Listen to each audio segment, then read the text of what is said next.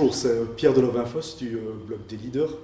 Alors aujourd'hui, je suis dans un bureau d'avocat. Vous allez me dire pourquoi est-ce que je suis dans un bureau d'avocat? On va le découvrir tout de suite. C'est que ce bureau a quelque chose de tout à fait particulier à montrer et à partager avec, je dirais, toutes les autres entreprises. Alors ce bureau s'appelle Equal Partners, il est situé à Bruxelles, à la place Flagey, et je suis avec Pierre Slegers. Bonjour Pierre. Bonjour Pierre. Est-ce que tu pourrais nous dire en quelques mots, et peut-être quelques chiffres aussi, Equal Partners, c'est qui, c'est quoi? Equal Partners, c'est un cabinet d'avocats. Nous sommes 23. Alors 23, c'est quoi? Pour l'explication, on est 20 avocats, 3 non-avocats, mais on est 23. Et donc ça, c'est déterminant, c'est de ne pas faire le compte uniquement des avocats. C'est une première différence par rapport à beaucoup de cabinets d'avocats. Et c'est quoi? C'est une start-up du droit, si on veut, dans la mesure où on a 2 ans et demi. On était, pour une majorité d'entre nous, avocats depuis de très nombreuses années. Et simplement, on s'est rendu compte que que le métier d'avocat était un beau métier, mais qu'il y avait des choses qui ne fonctionnaient pas dans les structures classiques des cabinets d'avocats, qui ne nous permettaient pas de faire ce métier de manière épanouissante. Et donc voilà, en 2 ans et demi, on était 14, on est 23 maintenant, on sera 24 au mois de février. C'est chouette, ça grandit. Ce n'est pas un but en soi de grandir, c'est simplement parce que ça répond à un besoin. Ça répond à un besoin. Est-ce que tu pourrais me dire ce qui ne convenait pas dans, je dirais, un bureau classique? Mais dans le bureau classique d'avocat, il y a un patron qui a éventuellement quelques associés, et puis chacun de ces associés ont un certain nombre de collaborateurs, et puis il y a un certain nombre de stagiaires. Une structure pyramidale qui, elle, fait appel à un certain nombre de secrétaires qui sont donc tout en bas d'une chaîne hiérarchique. Alors quelle est la conséquence de cela? C'est un effet entonnoir.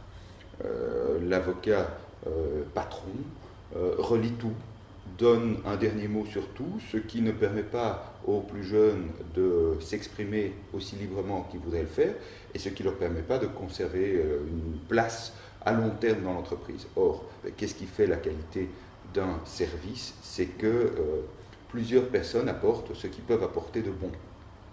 J'ai toujours eu pour ambition d'engager des gens qui sont meilleurs que moi, ça fait toujours rire. Je pense que c'est vrai. Meilleur en tout, non, mais meilleur sur certains aspects. Et c'est là la richesse. Alors voilà, la structure classique du cabinet d'avocats rend cela difficile, et donc on a voulu rendre cela possible. Mais dans un cabinet classique, moi je ne suis qu'ingénieur, et donc le monde des avocats m'est assez inconnu, mais j'ai un peu l'image de l'avocat star.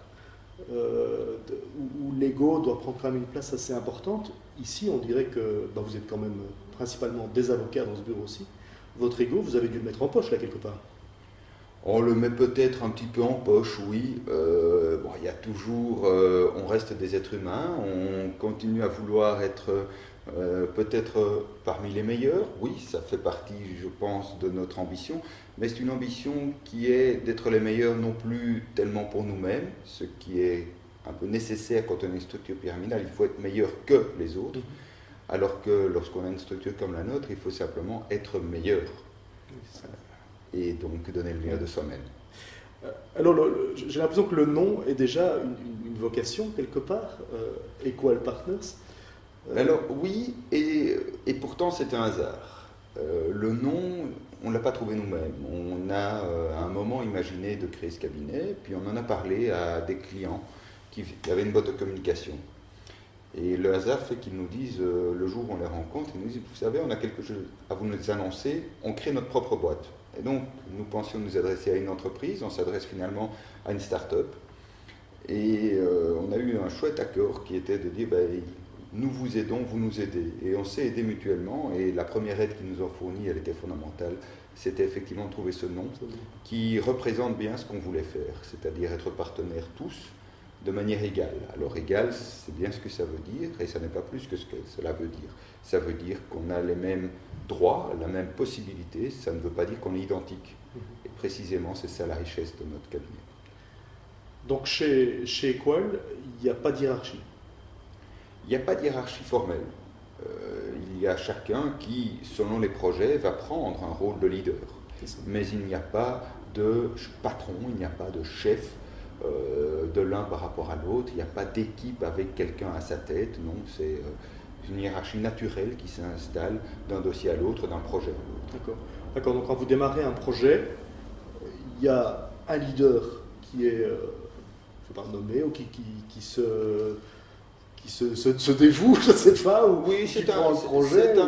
C'est un mélange de tout. C'est naturellement, dans de très très nombreux cas, et jusqu'à présent, je pense qu'à peu près dans tous les cas où un projet se présentait, quelqu'un s'est présenté pour dire, ben voilà, ce projet, je veux bien le porter. C'est ça. Et d'ailleurs, d'une certaine manière, si personne n'a envie de le porter, c'est peut-être que le projet ne nous porte pas nous-mêmes. Et donc, pourquoi mener un projet qui n'intéresse personne? Oui, oui, oui. Et alors, cette personne-là, elle a une équipe à son service, ou comment ça se passe? Non, une équipe se constitue. Alors, bien sûr, dans les dossiers techniques, ben, on a tous des spécificités, des connaissances, des spécialités. Mais globalement, si on prend les avocats, ben, il y a en gros 5 pratiques dans le cabinet. Ben, tout le monde va avoir une approche plus poussée dans l'une des pratiques et parfois être extrêmement spécialisé là-dedans. Alors forcément, si le dossier concerne ces matières-là, eh bien, ce seront principalement, sinon exclusivement, des personnes qui sont spécialisées dans ces matières qui vont y travailler. Mais ce mécanisme fonctionne également pour la gestion de dossiers de gestion du cabinet. Ou pour les projets, quand on a des projets de développement, des projets d'écriture d'articles, de partage de savoir, d'organisation d'événements, et bien chaque fois on va simplement avoir des gens qui sont intéressés par le sujet et qui vont rejoindre un groupe. Et par exemple, on a un groupe qui s'occupe de la gestion journalière du bureau.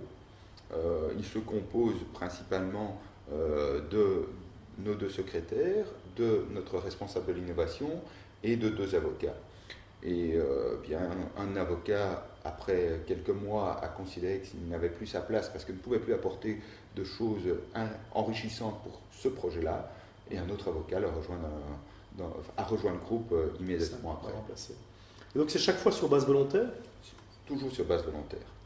Mais alors, je peux imaginer qu'à certains moments, bon, il y a des tâches à faire dans toute entreprise, que ce soit dans le cadre d'un dossier pour un client ou que ce soit dans le cadre simplement des opérations journalières à réaliser, et puis que personne ne se sent attiré par ce job-là, ou voilà, il n'y a pas de volontaire. Vous faites comment en ce moment-là? Mais en réalité, ça se présente fort peu, pour une raison probablement très simple. Notre cabinet est fondé sur un objectif et 4 valeurs. Et au nombre de valeurs, il y a la liberté, la conscience, l'intégrité et la frugalité. Mais la conscience et la liberté sont, pour l'exemple en question, déterminants. Si je participe à un projet librement et que je veux que le projet fonctionne, je dois être conscient que de temps en temps, je dois faire des choses qui me plaisent moins. Et de manière générale, ça fonctionne bien. Okay. Oui, donc finalement, voilà, on cherche un volontaire pour ceci. Il y a peut-être un temps de silence parce qu'il n'y a pas quelqu'un tout de suite qui se dit ça j'ai vraiment envie de faire. Mais la conscience joue. Oui, et il y a bien quelqu'un qui se réveille. Voilà. Et de nouveau, il est arrivé que des projets n'avancent pas, mais finalement, à l'analyse, on se rend compte que si le projet n'a pas avancé, c'est parce que personne véritablement n'était intéressé par le projet. Quelqu'un s'était dit, ce serait intéressant. Ouais. Mais sans plus de conviction que cela, et sans plus convaincre que cela, des tas de choses pourraient être intéressantes, mais on ne peut pas tout faire, et donc c'est un bon filtre pour le choix des projets à mener. Oui, donc ce que tu dis là, c'est faire des choses auxquelles on croit, où il y a une conviction. Au moins il faut un minimum de conviction, il faut qu'au moins une personne ait envie. Et à partir du moment où au moins une personne a envie, bien, on peut se dire qu'il se donnera les moyens, et le cabinet est constitué de manière telle qu'il peut aller se donner les moyens si c'est nécessaire. Okay. Alors, vous existez depuis 2 ans et demi maintenant. Oui. Comment est-ce que ça a démarré? Moi, je rencontre pas mal d'entreprises qui sont passées à une gouvernance libérée ou opale, je ne sais pas comment vous qualifiez vous-même. Et donc, il y a eu une période de transition. Chez vous, non. Vous avez visiblement décidé de immédiatement vous lancer dans une gouvernance partagée. Effectivement. Donc, une bonne partie d'entre nous travaillaient ensemble dans un cabinet classique. Et nous avions envisagé de voir s'il était possible de changer la gouvernance au sein de la structure existante. Et ça n'a pas fonctionné. On n'a pas trouvé les mots, probablement, on n'a pas pu convaincre. Et on s'est dit que ça ne servait à rien d'être dans une structure sans en partager les valeurs, et ça ne servait à rien d'imposer des valeurs à d'autres qui ne souhaitaient pas y adhérer. Et donc simplement, on a choisi de partir à quelques-uns et de créer de toutes pièces un cabinet en se disant, voilà, on a une opportunité énorme qui nous est donnée, c'est de se lancer directement en allant le plus loin possible dans notre conviction.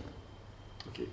Et donc, quoi, vous êtes rassemblés pour définir des règles, pour définir un style de fonctionnement. Comment est-ce que vous avez fait au départ? Parce que, bon, ou bien vous êtes laissé guider au fur et à mesure, et vous vous êtes dit, tiens, chaque fois qu'on rencontre une difficulté, on réfléchit comment est-ce qu'on C'est évidemment un mélange des deux. C'est évidemment un mélange des deux. On a réfléchi le projet, on a essayé de le réfléchir de manière complète, tout en étant évidemment conscient que ça ne serait pas le cas. Alors, qu'est-ce qu'on a fait? On s'est dit, il y a un certain nombre de choses qui sont incontournables. La première chose incontournable, pourquoi voulons-nous être ensemble? Que voulons-nous faire ensemble? Et ça, c'est la baseline de notre cabinet, qui est de mettre le droit et la légitimité au service du mieux vivre ensemble, pour des solutions durables. Parce que, voilà, le droit n'est pas simplement un corpus de règles, c'est un outil qui permet à la société de fonctionner. Et pas fonctionner aujourd'hui, mais fonctionner durablement. Et à partir du moment où on sait ce qu'on veut faire, se pose encore la question de savoir si on veut le faire collectivement ou seul. Et donc, bien sûr, on voulait le faire ensemble. Et puis, dans quel esprit? Et voilà les 4 valeurs dont je parlais, qui sont le moteur fondamental de l'association. Donc, on a réfléchi à un nombre limité de valeurs qui permettaient probablement très fortement d'oublier des règles de fonctionnement ou des processus figés. Oui. Voilà, point de départ. Ensuite, de ce point de départ, on a fait évoluer le projet, on évolue tous les jours d'ailleurs. On se pose régulièrement la question de savoir, tiens, voilà, on est confronté à une difficulté de fonctionnement, à quoi est-elle due? Alors parfois on se rend compte que c'est une difficulté qu'on a déjà rencontrée, qu'on croyait avoir surmontée et qu'on doit à nouveau surmonter. Et on se rappelle nos principes ou nos règles, et puis parfois on se rend compte que ce qu'on pensait être une bonne idée il y a quelques mois ne l'était pas tant que ça, et il faut la faire évoluer. Par rapport aux valeurs, c'est un thème dont je parle beaucoup aux dirigeants que j'accompagne. Comment avez-vous fait pour les trouver? Un brainstorming. Un brainstorming. Un brainstorming. On s'est posé la question du pourquoi, dans quel esprit voulons-nous mener le projet industriel, d'une certaine manière, que nous portons, au projet social. Et on a exprimé, chacun a exprimé un certain nombre de valeurs, et puis on les a confrontés les uns aux autres, on a chacun expliqué ce qu'on entendait par les différentes valeurs, et on s'est mis d'accord à l'issue de cela sur un nombre limité de 4 valeurs. Alors c'est vrai que cet exercice, on l'a fait uniquement à 4 au départ, et on a proposé à d'autres personnes de rejoindre le projet et de développer le projet avec nous, d'adhérer à ce projet, ce que de nombreuses personnes ont fait entre-temps. Sur base de la baseline et des 4 valeurs. Voilà. Ok. Alors moi j'étais assez touché par votre baseline, à mettre le droit au service des solutions durables et du mieux vivre ensemble. Et puis on sent que vous avez beaucoup investi dans d'abord le mieux vivre ensemble dans le cabinet lui-même. Oui, c'est simplement une question de cohérence. Ouais. On ne peut pas vouloir, entre guillemets, changer le monde, même sans guillemets vouloir changer le monde, si on ne sait pas déjà se mettre dans les conditions de changer ce monde. Et mieux vivre ensemble, c'est simplement se respecter, entendre tout ce qui se passe, et c'est la conviction profonde et le constat que lorsqu'on s'entend bien, c'est dans tous les sens du terme. On entend aussi ce que l'autre peut proposer, et comme il y a plus dans 2 têtes que dans une, et même plus dans 2 têtes que dans 2 fois une, forcément ça aide à améliorer le vivre ensemble en dehors aussi.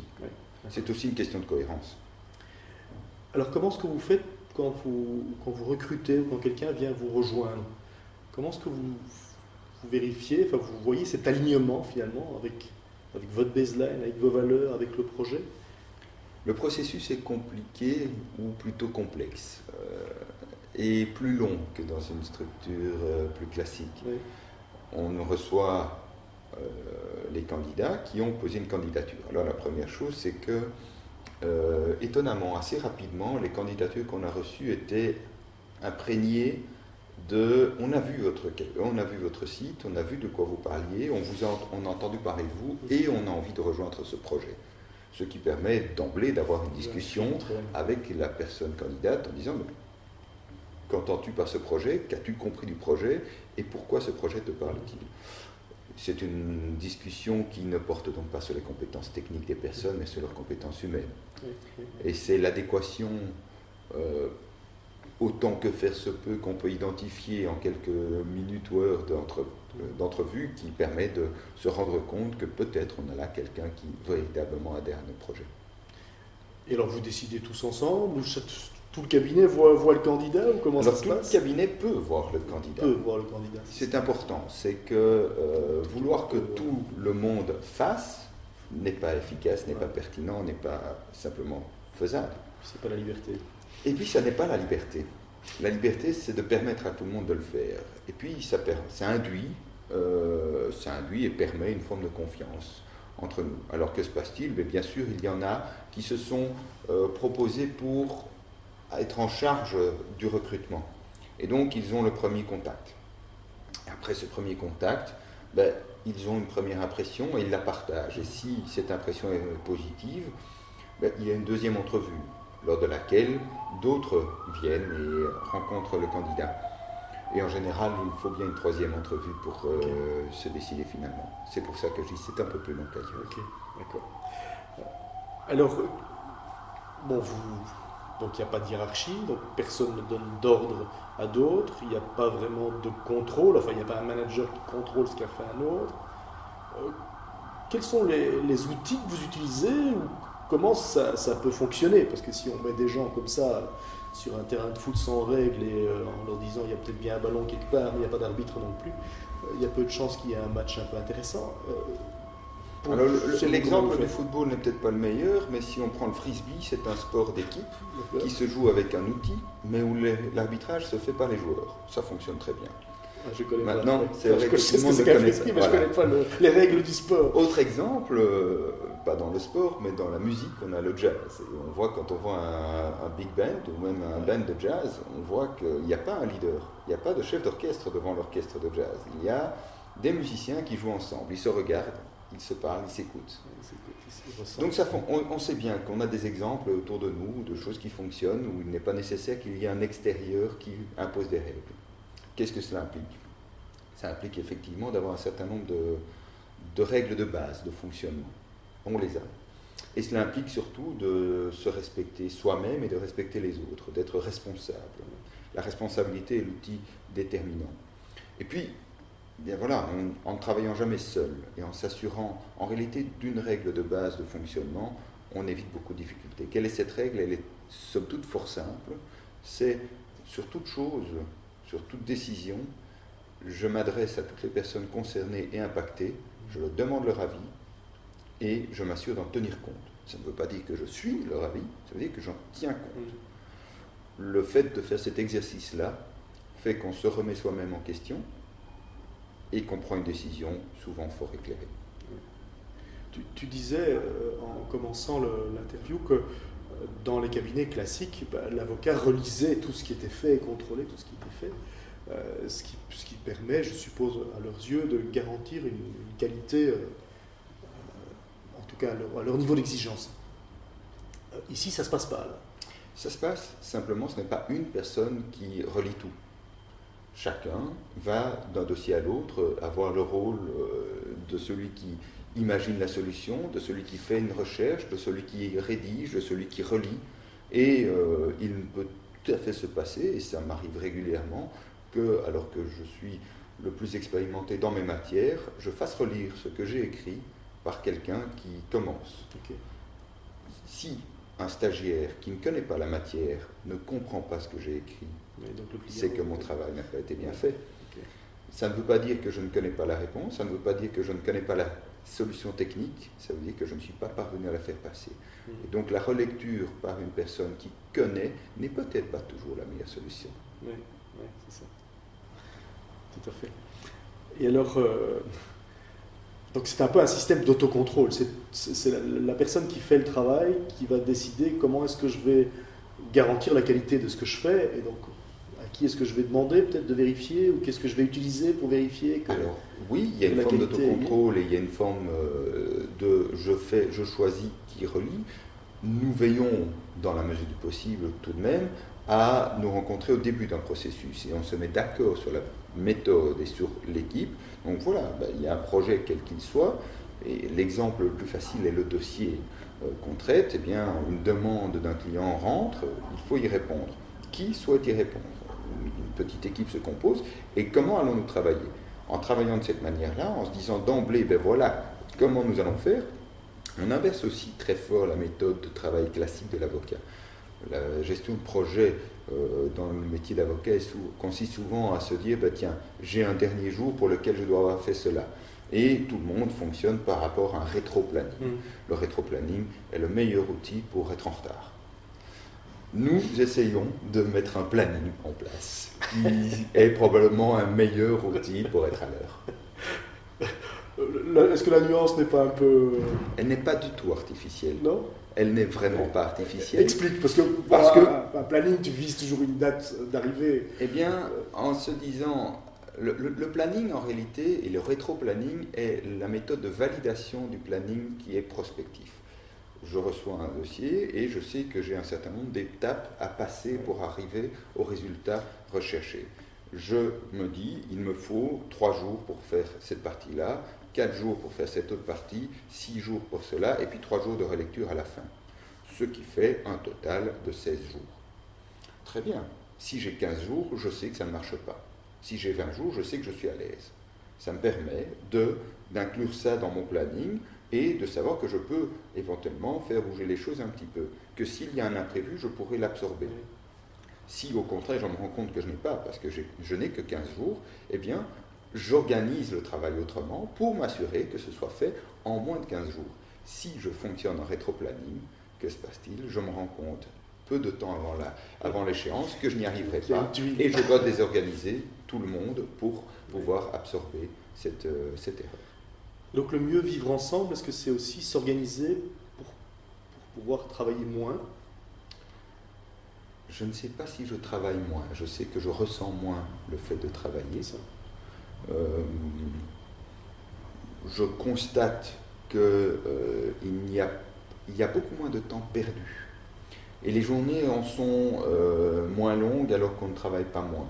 Mais les temps morts, les temps de décompression parce que j'ai dû faire cela, soit parce que ça faisait partie d'un processus qui devait être respecté pour être dans les règles, soit parce que la pression sociale fait que je ne peux pas arriver après telle heure et partir avant telle heure. Tout ça n'existant pas, je travaille à un rythme qui me convient. Et ça fonctionne. Donc je ne suis pas sûr qu'on travaille moins, mais l'équilibre du temps de travail et la gestion du temps est un peu meilleure. J'ai rencontré des personnes donc, qui étaient dans des entreprises libérées et un des fondateurs me disait je dois faire attention que mes collaborateurs ne travaillent pas trop, tellement ils sont impliqués dans le projet de l'entreprise, ils auraient tendance à oublier tout le reste et à se donner corps et âme pour le projet. Et donc, je lui disais, mais donc tu as un risque de burn-out? Il me dit oui. Alors que moi, j'associais plutôt le burn-out à une absence de sens. Enfin, je crois qu'il y a beaucoup de raisons au burn-out. Est-ce que c'est quelque chose que vous ressentez chez vous aussi, cette espèce de motivation extrêmement forte qui fait que des gens auraient tendance à travailler vraiment plus que raisonnable ou à ne pas trouver cet équilibre de vie? Je ne sais pas. C'est un risque. On a une de nos secrétaires qui a eu à un moment un souci de santé parce qu'elle s'est trop donnée. Et c'est extraordinaire parce que l'image qui était généralement véhiculée des secrétaires, et de nouveau dans le monde des avocats, n'était pas toujours de personnes très impliquées. On a pu voir qu'effectivement elle s'était impliquée au-delà de ce qui était raisonnable. On avait beau la mettre en garde, peut-être qu'on ne le voyait pas autant qu'on aurait dû d'ailleurs, et elle a pensé que ça pouvait fonctionner. Le risque chez chacun est d'en faire trop. Mais là aussi, le fait qu'il n'y ait pas de hiérarchie permet à chacun d'avoir la légitimité de dire à chaque autre, écoute, est-ce que tu n'en fais pas trop? Et régulièrement, des gens me disent, Pierre, tu en fais trop. Et je peux dire à d'autres, j'ai l'impression que tu en fais trop. Et c'est très chouette de pouvoir prendre soin les uns des autres aussi. Est-ce que vous avez donc il n'y a pas d'évaluation annuelle et des choses pareilles, ça n'existe pas vu qu'il n'y a pas de supérieur, ou bien vous faites comment? On fait des évaluations périodiques. C'est simplement une occasion, tous les 6 mois, de se poser pour avoir une discussion par rapport au projet qu'on s'est fixé à soi-même, avec d'autres, sur où en suis-je par rapport à mes projets. Ce n'est pas l'occasion d'évaluer la pertinence de la rémunération, puisque la rémunération, nous la fixons nous-mêmes. Il n'y a pas d'autre. parler, mais il n'y a pas d'autre question. Mais donc, voilà, la question de l'évaluation, c'est une auto-évaluation aidée par les autres. On s'utilise les uns les autres comme sparring partner, comme miroir, pour se dire, tiens, voilà, est-ce que j'y suis? Est-ce que je parviens à faire ce que je pensais pouvoir faire pour la boîte? Donc, typiquement, les dates sont plus ou moins fixées, c'est 2 fois par an. C'est 2 fois par an, et donc on a, disons que tous les trimestres, on a un événement. Un trimestre, on va avoir un événement évaluation, simplement je fais le point sur où j'en suis par rapport à mes projets, et puis 3 mois plus tard, il y a le moment de rémunération, où je me pose la question autrement, sur quelle est la rémunération que je promérite, et puis 3 mois plus tard encore, il y a de nouveau une évaluation. Donc c'est à intervalles réguliers, mais décalés. On a voulu volontairement détacher le moment d'évaluation du moment de rémunération. Mais c'est une espèce d'auto-évaluation où je veux m'évaluer moi-même en me faisant aider les autres. Je me fais aider des autres. Je décris ce que je fais. Le fait de décrire les choses et de les poser sur papier permet de s'assurer qu'on a pensé aux choses, et permet de les faire sortir de soi. Permet parfois aussi simplement de se rendre compte de ce qu'on a fait ou de ce qu'on n'a pas fait. Permet aussi de garder une trace et d'aider la mémoire. C'est une procédure très, très cadrée, ou bien il y a des grands principes et puis ça se fait, ou bien il y a vraiment un formulaire avec... Voilà, que vous faites évoluer. On a un document de base qui rappelle que pour qu'on fonctionne, il faut qu'on mette au bénéfice de l'entreprise ce qu'on peut et ce en quoi on est bon. Mais que le métier d'avocat et d'associé dans un cabinet d'avocat, ou même de stagiaire dans un cabinet d'avocat ou de secrétaire dans un cabinet d'avocat, c'est participer aussi à la gestion. De quelle manière? Eh bien, chacun a sa manière. Et donc, il faut un peu gérer, il faut s'assurer du développement clientèle, parce qu'on ne travaille pas sans clients, il faut s'assurer du développement de la connaissance, parce que sans connaissance, on ne fera pas de service valable, et puis il faut s'assurer que les dossiers soient traités. Donc voilà 4 pôles. On a 4 pôles qu'on garde à l'esprit, et puis il y a des éléments factuels, objectifs, mesurables, qui sont strictement indicatifs pour soi-même, mais il y a surtout tous les aspects humains qui sont, eux, très difficilement mesurables, mais que nous essayons de faire émerger dans nos auto-évaluations. Et donc, effectivement, on demande à chacun de s'interroger sur sa participation dans tous les aspects et dans toutes les facettes. Donc, c'est chaque personne qui pilote elle-même son évaluation, finalement. Oui. Elle choisit les personnes qui viennent l'évaluer? Ou qui viennent l'aider dans cette auto-évaluation? L'évaluation formelle, de nouveau, certains se sont proposés d'aider les autres à faire cela, et donc constitue le groupe évaluation. Mais toute personne qui le souhaite peut faire partie de ce groupe et peut y participer. Et puis certains, périodiquement et même très régulièrement, ont des évaluations informelles. Évidemment, chaque dossier, chaque jour est l'occasion d'une évaluation, mais il faut véritablement le faire. Alors donc tu dis 2 fois par an une évaluation de type sur ce que je fais, sur ce que j'apporte, sur mon attitude, probablement mon adéquation aux valeurs, oui. Je suppose qu'il y a, et au sens, à la raison d'être. Et puis 2 fois par an, il y a une discussion salariale. Absolument. Donc l'idée qu'on a eue, c'est que Ben, puisqu'on veut rémunérer les gens, on les rémunère par rapport à quoi? Ben, on les rémunère par rapport à leur implication. On se rémunère par rapport à l'implication. Mais comment mesurer l'implication? Ben, une seule personne peut le faire réellement, c'est la personne qui s'implique. Bien sûr, de nouveau avec notre règle de base, si je veux prendre une décision, et notamment sur ma rémunération, j'interroge les personnes concernées et les personnes impactées. Qui est concerné? Tout le monde. Qui est impacté? Tout le monde. Donc ce jour-là est un jour où, effectivement, on décrit à l'attention de tout le monde quels sont nos projets et quelle implication on se propose de donner dans les 6 mois qui viennent et quelle rémunération on estime, en âme et conscience, que cela vaut. Donc la chose déterminante là-dedans est en réalité de fixer une rémunération prospective et non pas rétrospective. À nouveau, ça peut sembler fort anecdotique, mais c'est comme le planning et le rétro-planning. C'est une différence fondamentale. C'est ce que je m'engage à faire. Quoi. Voilà. Voilà. Je m'engage à faire ceci. Je m'engage à faire ceci et je pense que cela apportera autant à l'entreprise et donc je me place à tel endroit dans une clé de répartition des bénéfices de l'entreprise ou des résultats de l'entreprise. Ok. Et alors, est-ce qu'il y a dans certaines entreprises, ils mettent, voilà, il y a des barèmes qui sont plus ou moins des références. C'est pour une secrétaire, ben voilà, le barème est normalement ça, donc il fluctue autour de ça. Mais ici, par exemple, quand tu dis implication, ben, une secrétaire peut être aussi impliquée ou plus impliquée même qu'un avocat associé. Est-ce que ça veut dire que la secrétaire va avoir un salaire supérieur à l'avocat associé? Comment vous gérez ça? Alors, ce que je viens de décrire, le mécanisme est principalement appliqué pour les indépendants.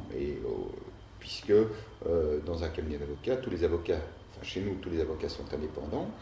Et puis, on a aussi notre responsable d'innovation qui est lui-même un indépendant. Donc, tous ceux-là peuvent aisément évaluer leur rémunération et se la déterminer. C'est plus difficile, l'exercice est plus difficile avec nos secrétaires parce que les contraintes du droit social sont ce qu'elles sont, que les augmentations salariales sont limitées par des règles du gouvernement, parce que la diminution en fonction d'une volonté de moindre implication n'est pas réellement possible. Oui, et donc l'exercice est plus difficile avec elle. Mais il est en cours pour l'instant. Donc ça c'est quelque chose de très agréable, c'est qu'on se rend compte qu'il y a une volonté chez nos secrétaires de tenter de rentrer dans ce mécanisme. Ceci étant, il n'y a pas de barème à proprement parler, il y a des fourchettes. Il y a une fourchette d'une part pour les stagiaires et puis une autre fourchette pour tous les avocats associés, sachant qu'on est associé lorsqu'on finit son stage et qu'on choisit de rester au cabinet. Ok. Voilà. Ah, ok. Donc vous avez une fourchette et donc vous vous baladez dans cette fourchette. On se balade dans la fourchette et la fourchette, elle va de 1 à 1,5 pour les stagiaires et elle va de 1 à 3 pour les associés. Ce qui permet, c'est très serré, c'est très resserré. À titre de comparaison, dans le cabinet d'avocats où nous étions avant, où je travaillais avant, un associé pouvait toucher environ 20 fois ce que touche un stagiaire. J'allais dire 15, mais j'étais en dessous. Ouais, ok. Quels sont les outils autres que vous utilisez pour organiser, faire fonctionner cette organisation finalement?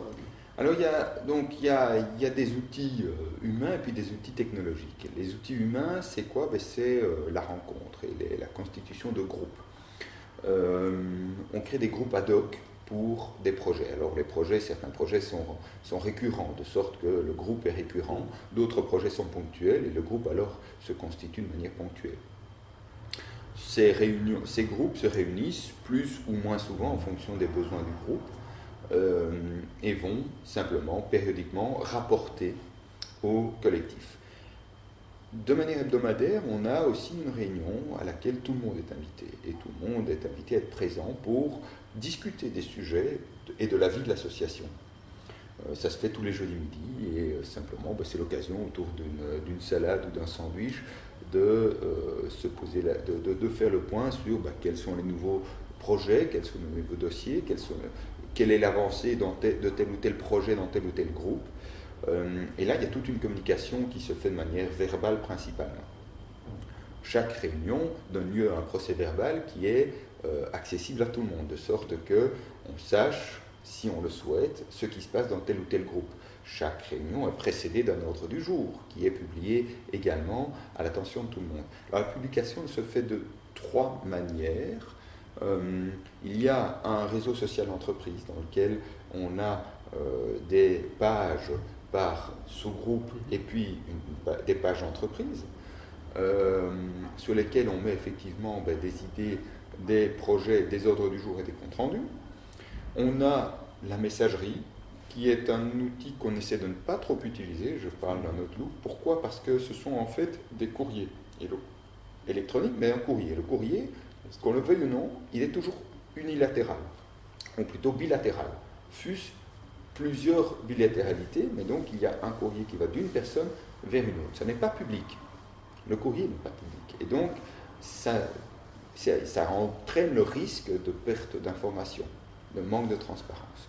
Et puis, on a un outil de gestion du cabinet où on peut poster et conserver des documents. Et donc là, forcément, tout le monde sait qu'on peut y avoir accès. Donc là, on peut aller chercher l'information. Mais le partage actif d'informations se fait idéalement via le réseau d'entreprise. C'est ça. Ok. D'autres outils? Donc ça, c'est une réunion, la réunion du jeudi midi, qui est plus axée sur ce qui se passe dans l'entreprise. Voilà.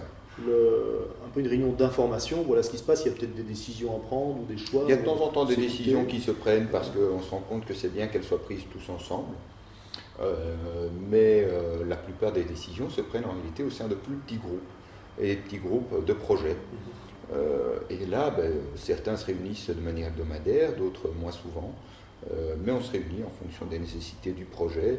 Alors, il y a un groupe qui s'occupe des offres, un groupe qui s'occupe de la finance, un groupe qui s'occupe des recrutements, un groupe qui s'occupe... sujet. Voilà. Et là, tu disais, on décide de créer un groupe, c'est toujours une personne à ce moment qui dit, tiens, cette problématique-là, comment est-ce qu'on va l'aborder? Voilà, quelqu'un identifie une problématique, un point à faire avancer. Alors, soit il se dit, tiens, j'aimerais développer tel produit, j'aimerais créer tel événement.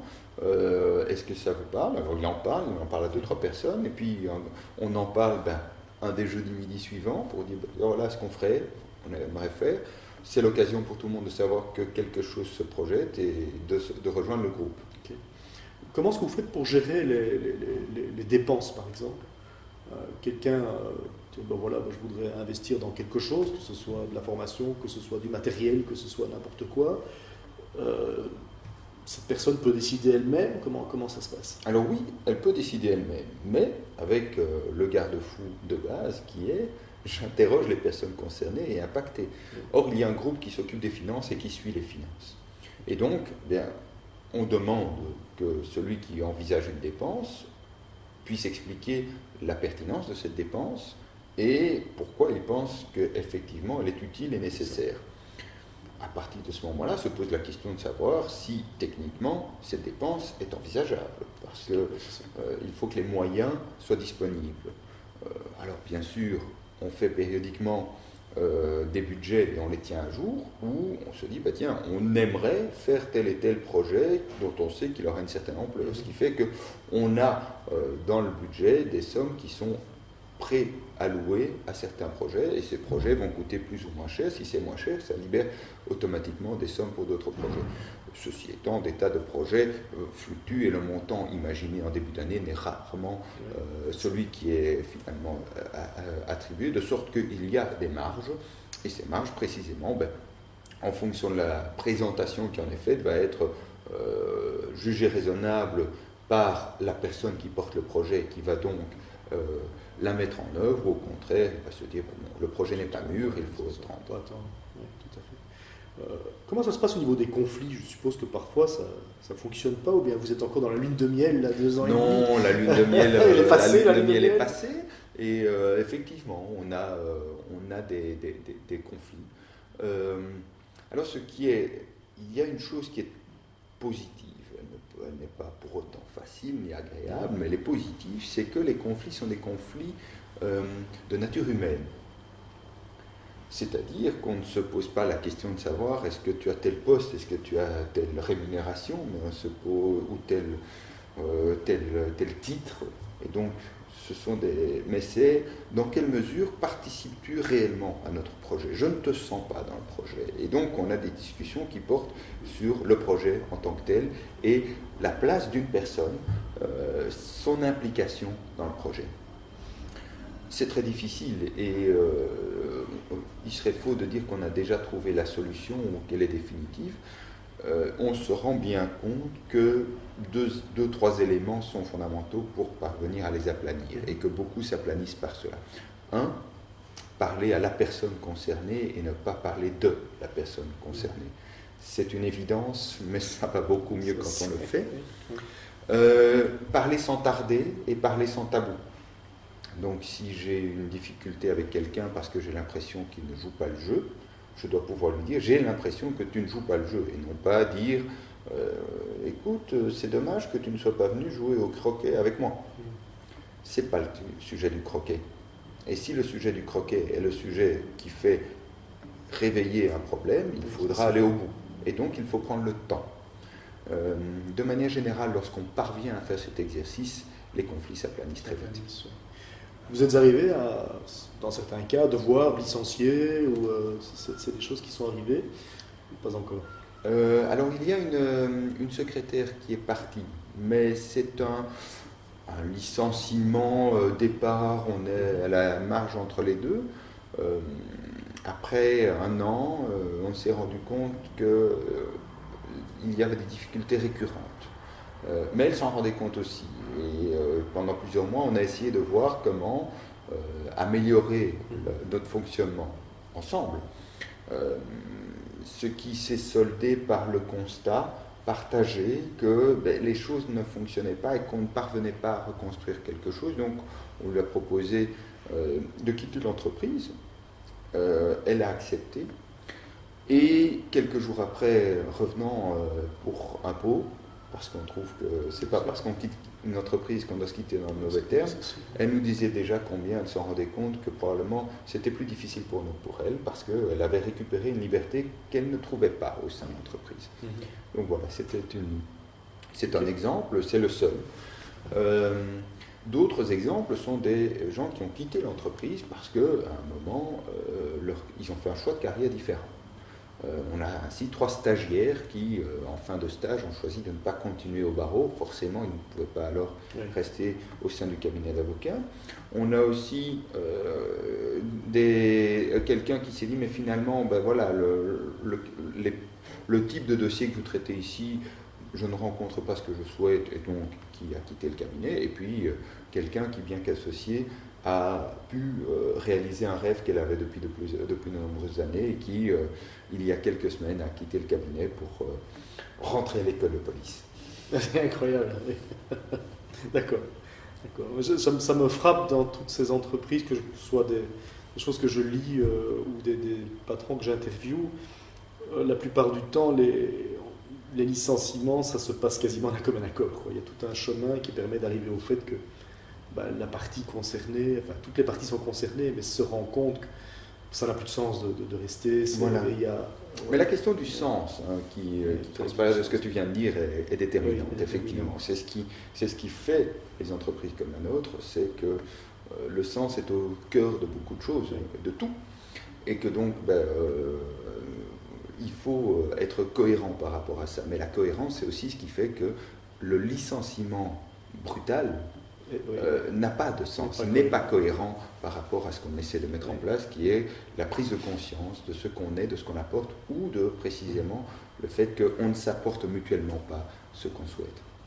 Je lisais sur votre site, vous avez un article pour vos 2 ans, qui a été publié au mois de mai, et je lisais une phrase qui m'a touché de mettre ça sur le site comme ça, c'est « Bien sûr, il reste beaucoup de questions sans réponse encore ».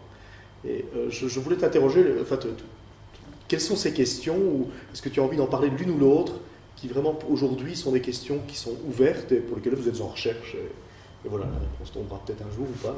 Alors déjà, il y a le principe de base qui est que, heureusement, il y reste des questions.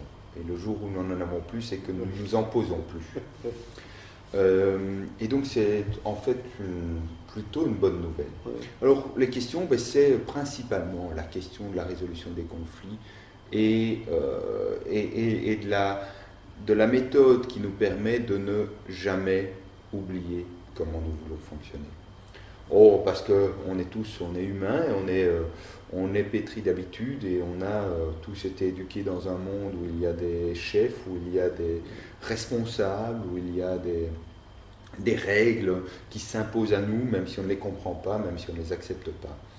Et parfois, alors, le réflexe, c'est de se dire, bah, tiens, on a une règle simple, j'interroge et puis je décide, mais lorsque 3 fois sur un même type de question on l'a fait, on oublie que c'est ça la règle et on applique l'habitude, on transforme l'habitude en règle. Ça, c'est une des questions. Comment faire pour ne pas transformer nos habitudes en règles de fonctionnement? Une autre, effectivement, c'est celle de comment prévenir encore mieux et résoudre plus vite nos conflits. Ils ne sont pas nombreux, mais chaque conflit, puisqu'ils sont humains, est très dur. Est-ce que chaque conflit n'est pas aussi une source d'apprentissage énormément d'apprentissage. Possibilité d'aller plus loin, quoi. Oui, oui. C'est chaque fois difficile. Mais c'est pour ça, voilà, on n'a pas de mal à dire qu'on a encore beaucoup de choses à apprendre, d'abord parce que c'est une réalité, mais surtout parce que c'est une joie de se rendre compte que, ben voilà, de chaque difficulté, on ressort grandi, et puis que, voilà, c'est inhérent à la vie. Je croise beaucoup de gens qui sont intéressés par ce que je publie sur mon blog, par les articles, et qui sont donc dans une structure tout à fait classique, hiérarchique, pyramidale, et qui voient bien que voilà, ça les épanouit pas tout à fait, et certainement pas ceux qui sont dans le système, mais qui ont peur, quoi, qui ont vraiment peur de se lancer dans quelque chose comme ceci, dans une gouvernance partagée, sans hiérarchie. Ils disent ça va être le chaos. Qu'est-ce que tu as envie de dire à ces gens-là? Bon, d'abord qu'il ne faut pas avoir peur. C'est une émotion, la peur, ça se contrôle pas. Ça ne se contrôle pas. Ça se gère. Ça se gère un peu, et donc déjà le fait de savoir que, en réalité, il y a beaucoup d'entreprises qui fonctionnent comme ça, est une première chose qui permet rationnellement de se dire, ben, si statistiquement ça marche, pourquoi pas moi? La deuxième chose, c'est que lorsque j'ai, comme d'autres, lancé cette entreprise, beaucoup m'ont dit, ah c'est bien, tu as trouvé un équilibre entre ta vie privée et ta vie professionnelle. C'est faux. Je n'ai qu'une vie en réalité. Et donc j'ai trouvé une manière d'intégrer mes aspirations intellectuelles et professionnelles dans ma vie. Et simplement ça, je pense que c'est le moteur principal pour ne pas avoir peur. En fait, ça revient à être soi-même 24 sur 24 et pas quelques heures le soir. Quelques heures le soir, ou en réalité, pour ne pas déranger son conjoint et ses enfants avec le stress du boulot, on n'est pas soi-même non plus. On n'est pas soi-même non plus, donc on n'est jamais soi-même. On est dans une schizophrénie. Voilà. La vie. Et donc voilà, quels sont les conseils, les trucs, c'est d'y aller, d'essayer. On a tous appris à marcher en tombant, on a tous appris à faire du vélo en ayant des écorchures aux genoux. On a tous appris à jouer au tennis en tapant à côté de la balle, et puis ceux qui jouent, qui marchent, qui font du vélo, eh bien ils se rendent tous compte combien c'est chouette une fois qu'ils savent le faire. Donc pour vous, la route est encore longue. Oh oui. Vraiment, c'est cette piste-là que vous voulez continuer à vivre. Vous vous imaginez pas du tout de retourner à autre chose? Non. Non, pas du tout. Non, jamais. Voilà. Pierre, merci beaucoup pour tout ce partage très, très rafraîchissant et très, très encourageant. Voilà. Alors, si vous avez aimé cette interview, surtout likez-la, puis partagez-la avec tous ceux que cela pourrait intéresser. Et puis, si vous êtes tenté par une démarche, n'hésitez pas à me contacter. C'est mon métier d'accompagner, entre autres, les entreprises qui cherchent une gouvernance qui soit vraiment épanouissante pour chacun. Je vous souhaite une excellente journée. Au revoir.